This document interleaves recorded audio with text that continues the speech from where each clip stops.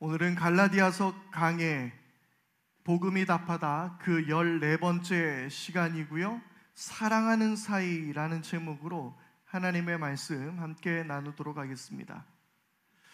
목회자들이나 여러 강연자나 또한 방송 출연자들 중에서 여러분들이 직접 만나보지 않더라도 아마 여러분들이 마음속으로 그리는, 생각하고 있는 스타일들이 있을 것입니다.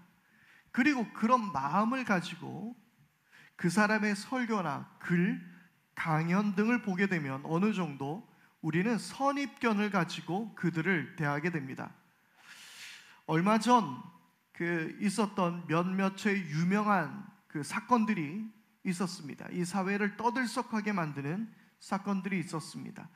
한 트로트 가수와 그리고 대통령이라 불리던 반려견 훈련사에 관한 이야기입니다. 우리 가운데서 팬들이 있다면 양해를 바랍니다마는 평소가 그가 했던 말들 그리고 그에게 있었던 여러 사건들, 표정 등에 의해서 아마 여러분들은 그들에 대한 어느 정도의 선입견을 가지고 있었을 겁니다. 그래서 어떤 사람들은 나 저 양반 저럴 줄 알았다 라고 하는 반응이 있는가 하면 또 어떤 사람들에게서는 그럴 리가 없을 거야, 뭔가 잘못된 일이겠지, 또는 충격을 받는 그런 여러 가지 반응을 보이기도 했습니다.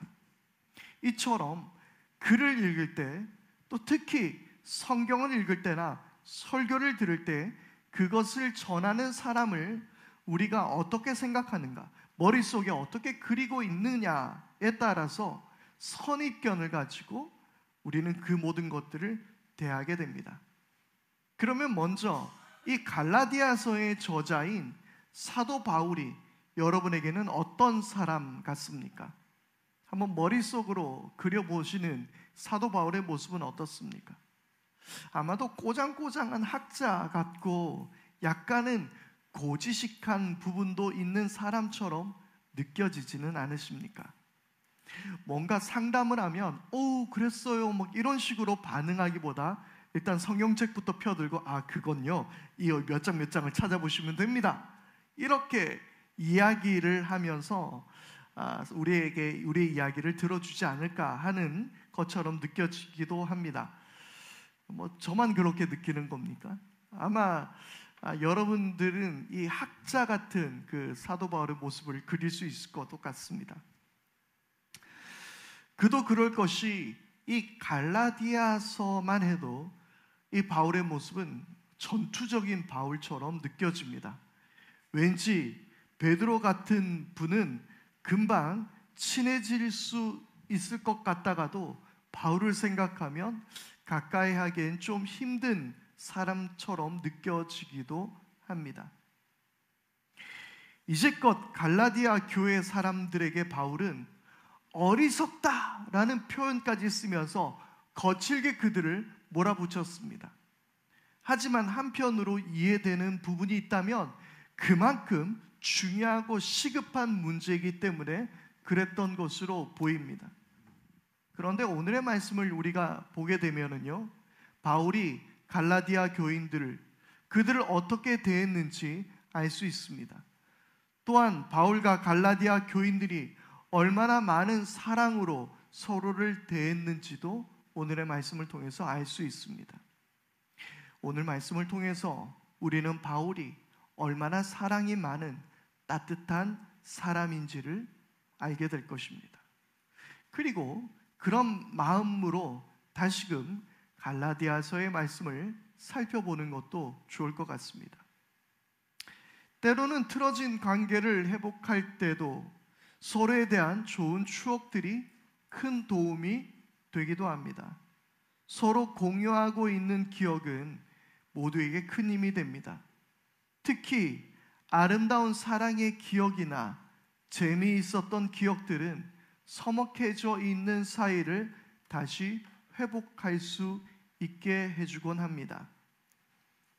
바울과 갈라디아 교회의 관계도 마찬가지였습니다. 서로에 대한 좋은 기억이 있었습니다. 그럼 추측해 볼 수 있는 게 있죠. 지금은 뭔가 사이가 그다지 좋지 않을 수도 있다라는 것입니다. 거짓 교사들은 그들에게 잘못된 것을 가르쳐 주는 것뿐만 아니라 메신저, 즉 바울을 공격하며 바울과 이 갈라디아 교인들 사이를 이간질했던 것으로 보입니다. 심지어 오늘 말씀에도 보았듯이 바울을 원수처럼 대하며 적대시하는 모습까지도 보이게 되었던 것입니다.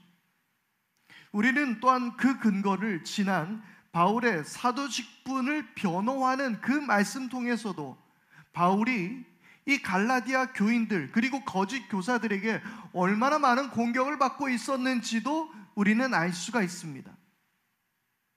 바울은 그런 갈라디아 교인들이 세상의 유치한 교훈들, 철학들, 지식 등으로 다시 돌아갈까 염려하며 바울은 이렇게 말합니다. 11절 말씀인데요. 내가 여러분을 위하여 수고한 것이 헛될까 염려됩니다. 갈라디아 교인들도 바울이 그들을 어떻게 섬기고 수고했는지를 잘 알고 있었습니다. 만약 설교만 하고 성경만 가르치는 것으로 자신의 수고로움을 내세울 수 있었을까요? 단지 그에게 맡은 일만 했더라면 내가 너희들을 위한 수고를 너희가 기억하지 않느냐?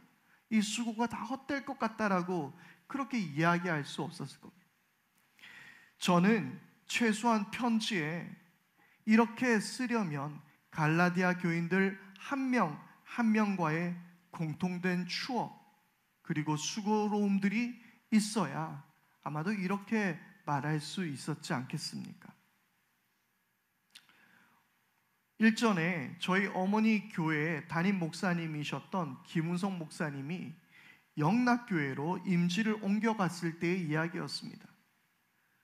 저희 어머니를 통해서 들었던 이야기가 있다면 그간 목사님의 수고와 사랑을 이야기하면서 저마다 목사님과의 개인적인 추억들이 있더라는 것입니다. 목사님이 어떻게 수고하였고 성도들을 사랑했는지 교인들이 각자 저마다의 기억 속에 추억으로 다 남아있더라는 것입니다.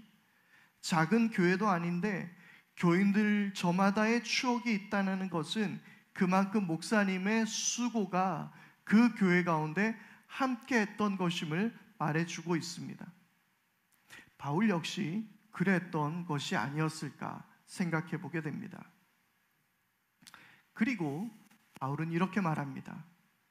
형제 자매 여러분, 내가 여러분과 같이 되었으니 여러분도 나와 같이 되기를 바랍니다. 바울이 갈라디아 사람들에게 어떻게 했기에 그들도 자신과 같이 되라고 하는 것일까요? 고린도전서 9장 20절에서 22절의 말씀입니다. 유대 사람에게는 유대 사람을 얻으려고 유대 사람같이 되었습니다. 율법 아래 있는 사람들에게는 내가 율법 아래 있지 않으면서도 율법 아래에 있는 사람을 얻으려고 율법 아래에 있는 사람과 같이 되었습니다.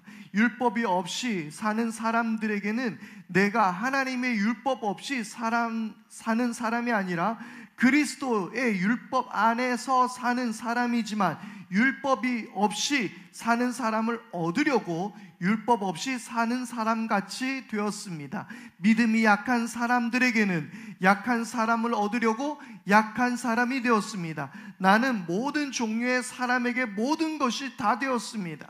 그것은 내가 어떻게 해서든지 그들 가운데서 몇 사람이라도 구원하려는 것입니다. 바울은 복음을 전하기 위해서라면 무엇이든지 할 수 있었습니다. 이방인이었던 사람들에게 그는 유대인처럼 대하지 않았습니다. 유대인의 의로움을 유지할 수 있는 율법의 행위조차 그는 다 버렸습니다. 오히려 그는 율법에 대해서 죽은 사람이 되었습니다. 그는 어떤 사람이었습니까? 사도행전에서 그는 이렇게 말합니다. 사도행전 22장 3절의 말씀인데요. 나는 유대 사람입니다. 나는 길리기아 다소에서 태어나서 이 도시 예루살렘에서 자랐고 가말리엘 선생의 문화에서 우리 조상의 율법의 엄격한 방식을 따라 교육을 받았습니다. 그래서 나는 오늘날 여러분 모두가 그러하신 것과 같이 하나님께 열성적인 사람이었습니다. 또한 그는 뭐라고 이야기합니까? 빌립보서 3장 5절에서 6절 말씀이고요. 나는 난지 여드레 만에 할례를 받았고 이스라엘 민족 가운데서도 베냐민 지파요 히브리 사람 가운데서도 히브리 사람이요 율법으로는 바리새파 사람이요 열성으로는 교회를 박해한 사람이요 율법의 의로는 흠잡힐 데가 없는 사람이었습니다. 바울은 그렇게 이야기합니다. 그는 뛰어난 학자였습니다. 좋은 집안이었습니다. 율법에 정통했을 뿐만 아니라 율법을 다 지켜 행했던 유대인으로서의 대단한 자부심을 가진 사람이었습니다. 그렇게 살았던 그가 자신의 모든 삶을 부정하고 내가 당신들처럼 되었다라고 이야기합니다. 이방인처럼 되었다라고 말합니다. 단지 그들이 된다는 것은 그들처럼 삶의 방식이 바뀔 뿐만 아니라 그들의 심정 또한 이해하는 사람이 된다라는 것입니다. 저는 사실 돈이 필요해서, 재정적인 필요에 의해서 목회자로서 저는 투잡을 했습니다. 저는 그 부분에 대해서 과장하고 싶거나 그것이 목회자로서 대단한 일이라고 생각하지 않습니다. 그런데 어떤 목사님들은 돈이 필요한 이유가 아니라 자발적으로 직업을 가지거나 투잡을 하시는 분들이 있습니다. 그 이유는 거기서 성도들의 삶을 이해하고 또 복음을 전하기 위해서였습니다. 저는 재정적인 부담이 없다면 굳이 투잡을 하지 않을 것 같습니다. 하지만 어떻게 되었든 목회자가 아닌 직장인으로서 살아보니 직장인의 비애와 그 고됨을 이해할 수 있었습니다. 어떤 직장인들과 대화를 해도 그들과 말이 통하는 사람이 되었습니다. 그리고 재정적인 어려움을 살아가는 성도들의 삶의 고뇌와 염려의 무게가 얼마나 큰지도 저는 잘 알게 되었습니다. 이처럼 같아진다라는 말은 그들의 마음을 받아들이고 이해하는 것입니다. 내가 너희들과 같이 되었다라는 말은 그들의 심정, 마음까지도 받아들이고 이해하는 것까지 가는 것입니다.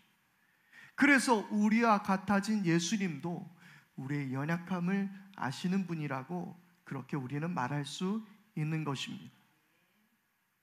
또한 바울은 내가 너희들에게 진심이었던 것을 너희가 잘 알듯이 자신에게도 진심을 다해달라라는 이야기가 너희도 나와 같이 되라라는 이 말씀에 있는 것입니다. 자신의 진심까지도 잊힐 정도로 갈라디아 교회의 문제는 심각한 것이었습니다. 계속해서 말씀을 이어가 보죠. 13절입니다. 그리고 여러분이 아시는 바와 같이 내가 여러분에게 처음으로 복음을 전하게 된 것은 내 육체가 병든 것이 그 계기가 되었습니다. 바울이 갈라디아에 온 이유는 다른 어떤 이유가 아니라 육체가 병들었기 때문이었습니다. 그런데 이 병에 대해서 여러 가지 학자들의 견해들이 있습니다. 말라리아에 걸렸다, 아니면 안질에 걸렸다, 아니면 정신적인 문제가 있었다, 여러 가지 이야기들이 있습니다. 그런데 그 질병이 무엇이든 간에 이 질병의 문제는 단순한 문제가 아니었습니다. 14절은 이렇게 기록하는데요. 그리고 내 몸에는 여러분에게 시험이 될 만한 것이 있는데도 여러분은 나를 멸시하지도 않고 외면하지도 않았습니다. 시험이 될 만한 것이 있었다라고 이야기하죠. 고대 사회의 질병은 현대 의학의 이해대로 바이러스나 면역력의 저하, 풍토병 등의 이유라고 생각하지 않았습니다. 주로 이 질병이라는 것은 신들과 연관지어서 그들은 생각했습니다. 신의 저주나 심판으로 여기기도 했고 자연의 어떤 힘이나 영적인 문제로 보는 경우가 거의 대부분이었습니다. 특히 오늘 말씀에 보면 여러분들이 외면하지도 않았다라고 나와 있는데 이 외면하다의 단어의 의미는 침을 뱉다 라는 의미가 있는 단어입니다. 그게 원래 뜻입니다. 이것은 병에 걸렸기 때문에 침을 뱉는, 아우 재수없어 퇴 하고 침을 뱉는 그런 모욕적인 의미일 수도 있지만, 이 역시 그 병 안에 악한 영이 들어있어서 이 악한 영을 쫓아내는 행위로 침을 뱉는 것이 있었다고 합니다. 그러니 영적인 문제가 심각하면 질병에 노출된다고 여겼다는 것이죠. 여러분, 이것은 어떻습니까? 사역자에게는 치명적인 약점이자 문제가 되는 것입니다. 그런데 병도 고치던 바울이 오히려 그가 병에 걸려 있었던 것입니다. 이것은 시험거리가 될 수 있는 요소이기도 했던 것입니다. 그리고 복음을 전하는 방해 요소가 되었습니다. 그러나 바울의 입장에서 생각해 본다면 로마서 8장 28절의 말씀처럼 하나님을 사랑하는 사람들, 곧 하나님의 뜻대로 부르심을 받은 사람들에게는 모든 일이 서로 협력해서 선을 이룬다라는 것을 우리는 압니다. 아멘. 그 말씀처럼 합력해서 하나님의 선을 이루신다라고 그는 고백했겠지만, 믿음이 약한 갈라디아 사람들에게는 그 바울의 질병이 걸림돌이 될 수도 있었던 것입니다. 그런데 어땠습니까? 그러나 그렇지 않았습니다. 오히려 바울을 천사와 같이, 예수님과 같이 그들은 대했습니다. 바울에게서는 연약함을 통하여 역사하시는 하나님을 보게 된 것이고, 갈라디아 교인들에게는 사랑으로 연약한 바울을 대했던 것입니다. 가끔 목회자의 연약함이, 사역자의 연약함이 목회의 걸림돌이 될 수가 있습니다. 그 연약함이 무엇이든 될 수도 있죠. 마음의 상처이거나 육체의 질병이거나 장애이거나 성격이나 그 어떤 부족함이 될 수도 있습니다. 그러나 하나님은 그 연약함으로 역사하시는 분이신 줄 믿습니다. 목회자가 병들고 연약하면 성도들에게 시험거리가 됩니다. 목회자가 그렇게 앓는 소리 하면 성도들이 싫어합니다 라는 말을 많이 합니다. 목회자가 연약하거나 가난하거나 건강에 문제가 있다면 그건 성도들에게 시험거리가 된다라는 말을 간혹 하기도 합니다. 그러나 오늘 말씀을 통해서 보았듯이 하나님은 그 약함으로 일하시는 분이시라는 사실을 우리는 알게 되는 것입니다. 약할 때 오히려 강함이 되시는 하나님을 찬양합니다. 할렐루야. 그것은 사역자, 목회자뿐만 아니라 성도들에게도 마찬가지입니다. 하나님은 우리가 부자이고 헌금도 많이 하고 건강해야만 하나님의 역사에 쓰임을 받을 수 있다라고 생각하지만, 지난주에도 이야기를 나눴듯이 하나님은 그런 것으로 일하시는 분이 아닙니다. 오히려 우리의 약함을 통해 역사하시는 분이십니다. 가장 위대한 사역자가 누구입니까? 가장 위대하게 사명을 감당하셨던 분이 누구입니까? 그분은 바로 예수 그리스도입니다. 그 예수 그리스도의 가장 빛나는 사역은 오병이어의 기적도, 병자를 고치신 것도, 무리를 걸으신 것도, 죽은 이를 살리신 것도, 바람과 바다를 잔잔하게 하신 것도 아니라 가장 처참하고 연약하게 십자가에 못 박혀 죽으신 때였습니다. 그때 예수 그리스도의 사명이 가장 아름답게 빛나며 하나님께 영광을 돌려드린 때인 줄 믿습니다. 우리의 연약함을 통하여 하나님은 역사하십니다. 그리고 그 연약한 이들을 사랑으로 서로 받아들일 때 하나님은 역사하십니다. 바로 이 연약함과 사랑으로 서로를 섬기며 대하는 것이 공존하는 곳, 바로 그것이 하나님의 나라이며 그곳이 교회인 줄 믿습니다. 연약함을 통해 역사하시는 하나님, 연약함을 돌보는 성도들, 이 얼마나 아름다운 하나님 나라의 모습입니까? 당시 갈라디아 교인들은 그 사랑을 이렇게 말합니다. 15절 말씀을 보니까 눈까지도 빼어줄 수 있을 정도의 사랑이었습니다. 물론 눈을 빼줄 수 있는 건 힘들죠. 그러나 눈까지도 빼어줄 수 있었을 거라고 이야기합니다. 그렇게 바울과 갈라디아 교인들은 서로를 사랑했습니다. 이 사랑에는 그동안 바울이 이야기했던 어떤 논리도, 어떠한 신학도 존재하지 않았습니다. 그들은 그냥 사랑했습니다. 바울은 그 사랑으로 열심과 수고를 다하였고 그들을 섬겼습니다. 그리고 그런 바울을 갈라디아 성도들은 마음 다해 존경과 사랑을 아끼지 않았습니다. 그런데 그 사랑의 관계가 깨어진 것이죠. 거짓 교사들이 그렇게 만들어 버렸습니다. 그리고 바울은 그 상황을 안타까워하고 그 갈라디아 교인들과의 추억을 회상하며 관계가 다시 회복되기를 바라면서 이 글을 쓰고 있었던 것이었습니다. 아마도 그래서였을까요?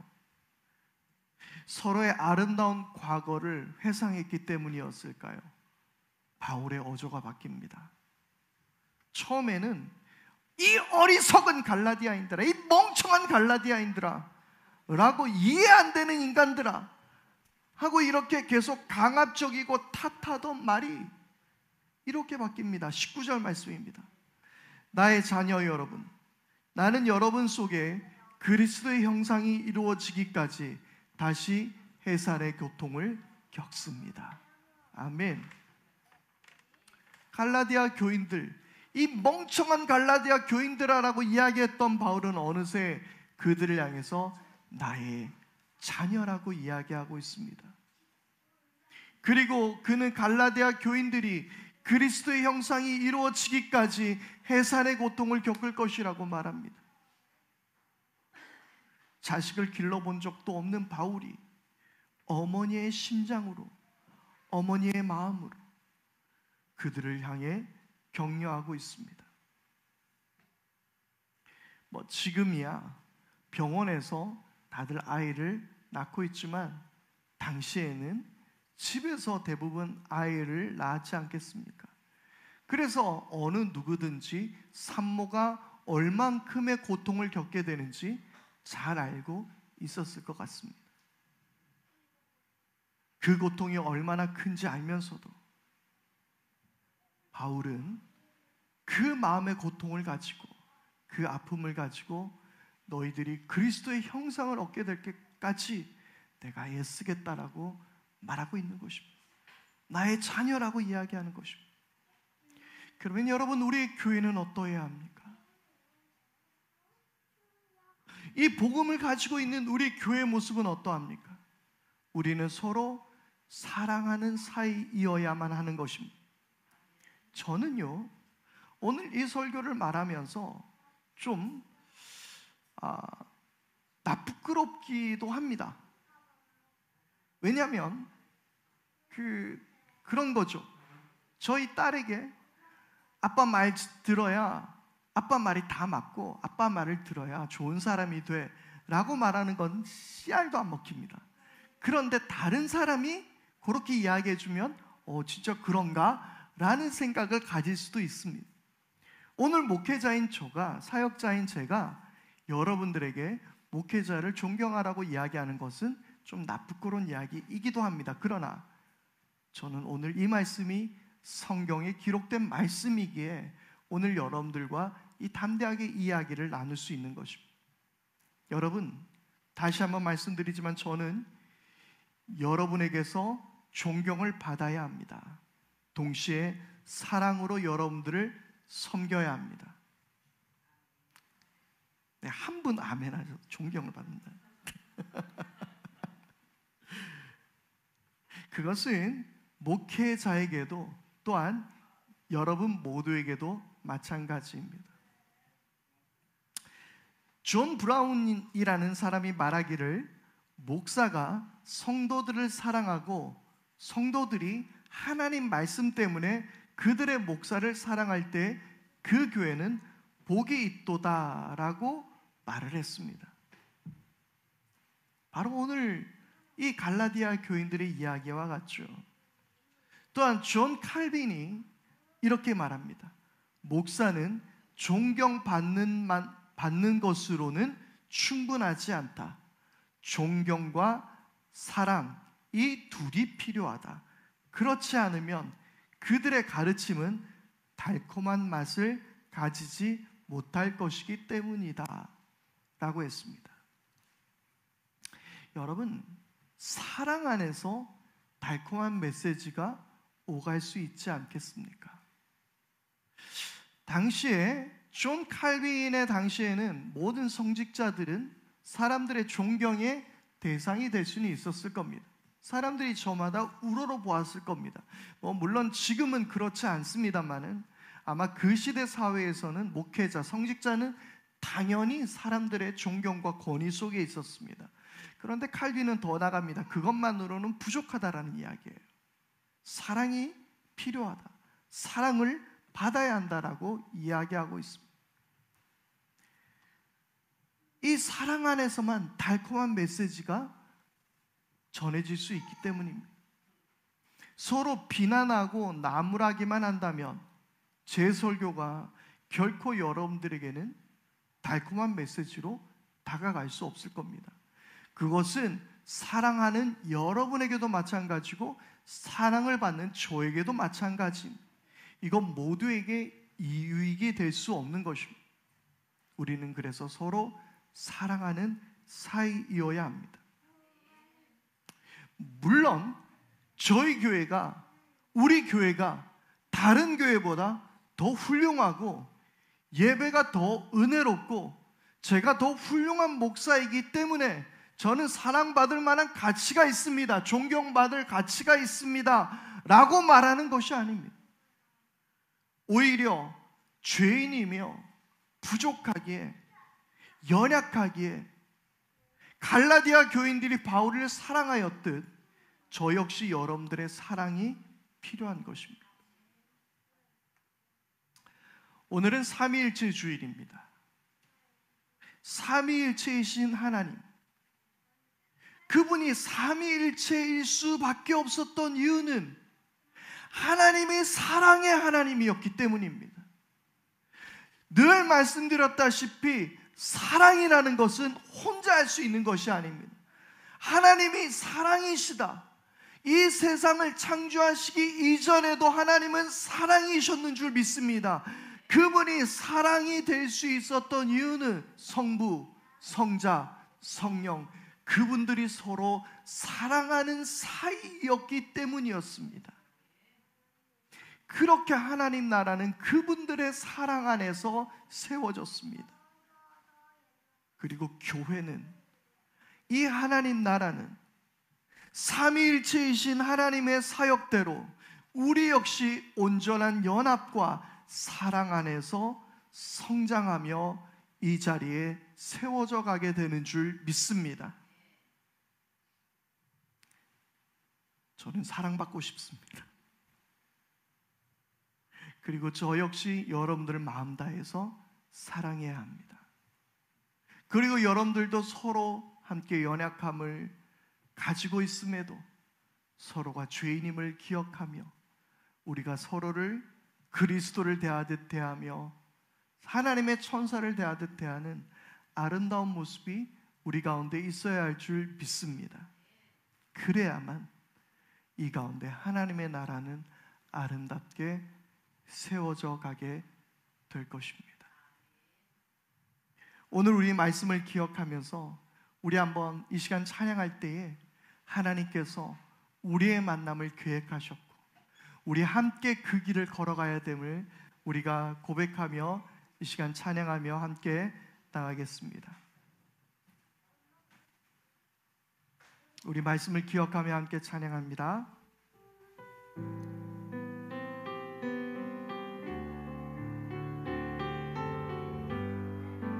하나님께서는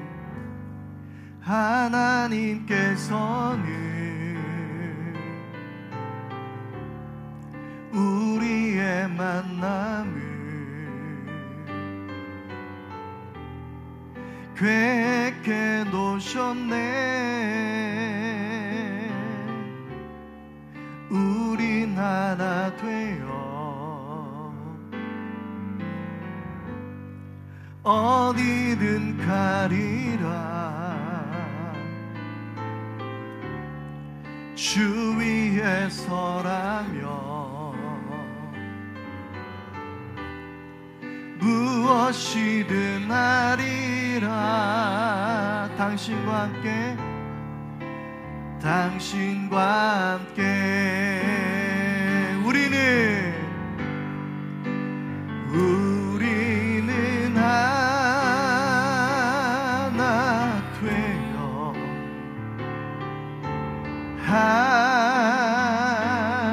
함께 건네 하늘 아버지 사랑 안에서 우리는 기다리며 기도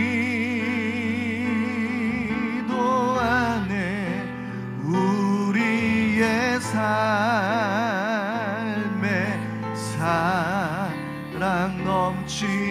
우리 다시 한번 우리는 하나 되어 우리는 하나 되어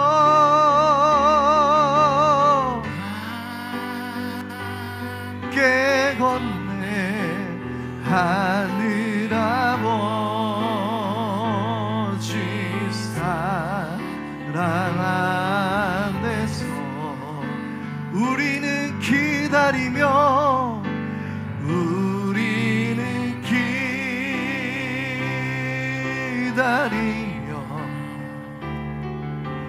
기도 안에 우리의 삶에 사랑 넘치. 우리 다시 한번 찬양할 때 우리 두 손 높이 들고 한번 고백합시다. 우리는 하나 되어 우리는 하나 되어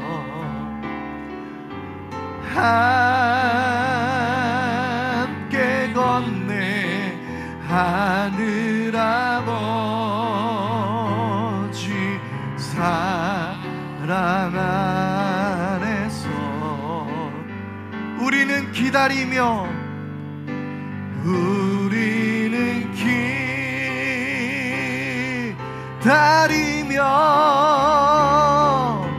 기도 안에 우리의 삶에 사랑 넘치도록. 여러분, 그렇습니다. 저는 어떻게 보면 존경받을 만한 것도 사랑을 받을 만한 모양도 저에게는 없을런지도 모릅니다. 어쩌면 믿고 싫게 보이는 부분이 있을 수도 있습니다. 그렇습니다. 저는 연약한 인간입니다. 그러나 오늘 말씀 가운데서 갈라디아 교인들이 그 바울의 연약함 가운데서도 그것을 싫어하거나 외면하지 않고 그를 온전히 받아들이며 서로 함께 사랑했듯이 저는 우리 교회 안에서 그러한 사랑이 있기를 바랍니다. 그리고 저 역시 여러분들을 사랑으로 섬기며 수고하며 애를 쓰기를 원합니다. 그리고 뿐만 아니라 우리 교회 안에서 그렇게 서로 사랑하는 그런 아름다운 공동체가 우리 가운데 있게 되기를 바랍니다. 이 시간 우리 함께 기도하십시다. 우리 함께 기도할 때에 우리가 서로 함께 사랑하는 사이가 되게 하시고 서로를 존경하며 서로를 섬겨가는 아름다운 우리 교회가 될 수 있도록, 그렇게 하나님 나라를 세워가는 교회가 되도록 우리 모두 안에 사랑을 부어주옵소서. 함께 기도하겠습니다. 아버지 하나님, 주님 우리 안에서 아름다운 사랑의 관계가 이루어지게 하시고 서로 사랑하게 하시고 서로를 아버지 하나님 늘 기억하며 그리워하며 아버지 하나님 서로를 위하여 중보하며 기도해 줄 수 있는 우리 교회가 되게 해 주십시오. 아버지 하나님, 사역자들을 하나님 사랑하게 하시고 아버지 하나님 또한 교우들을 또한 서로 사랑으로 돌보게 하여 주셔서 온전한 사랑의 관계가 우리 가운데 회복되어지게 하여 주시기를 원합니다. 아버지 하나님, 그 사랑 안에서 달콤한 메시지가 서로에게 나가게 하여 주시옵고 아버지 하나님, 그 사랑의 관계 안에서 저 역시 해산의 수고를 다하며 그 고통을 겪으면서도 교우들을 사랑하며 아끼며 함께 하나님 나라를 세워가는 우리 모두가 되게 하여 주시옵소서. 하나님, 우리는 완전하여서, 우리는 사랑받을 만하여서, 우리는 그렇게 의로워져서 예수님께 사랑을 받은 것이 아니었던 것처럼 주님, 우리 서로도 그렇게 연약함을 가지고 있음에도 사랑할 수 있는 사이가 되게 하여 주옵소서. 특별히 해부닝 교회를 함께 세워가는 사역자 그리고 우리 성도들 사이에 여러 연약함과 부족함과 아쉬움이 있음에도 불구하고 존경하고 사랑하게 하시고 그래서 아름다운 사랑의 사이가 될 수 있는 하나님 나라 공동체가 되게 하여 주옵소서. 우리 말씀 앞에 결단하며 사도들의 신앙의 고백을 따라 사도신경으로 우리의 신앙을 주님께 고백하오니 나는 전능하신 아버지 하나님 천지의 창조주를 믿습니다. 나는 그의 유일하신 아들 우리 주 예수 그리스도를 믿습니다. 그는 성령으로 잉태되어 동정녀 마리아에게서 나시고 본디오 빌라도에게 고난을 받아 십자가에 못 박혀 죽으시고 장사된 지 사흘 만에 죽은 자 가운데서 다시 살아나셨으며 하늘에 오르시어 전능하신 아버지 하나님 우편에 앉아 계시다가 거기로부터 살아있는 자와 죽은 자를 심판하러 오십니다.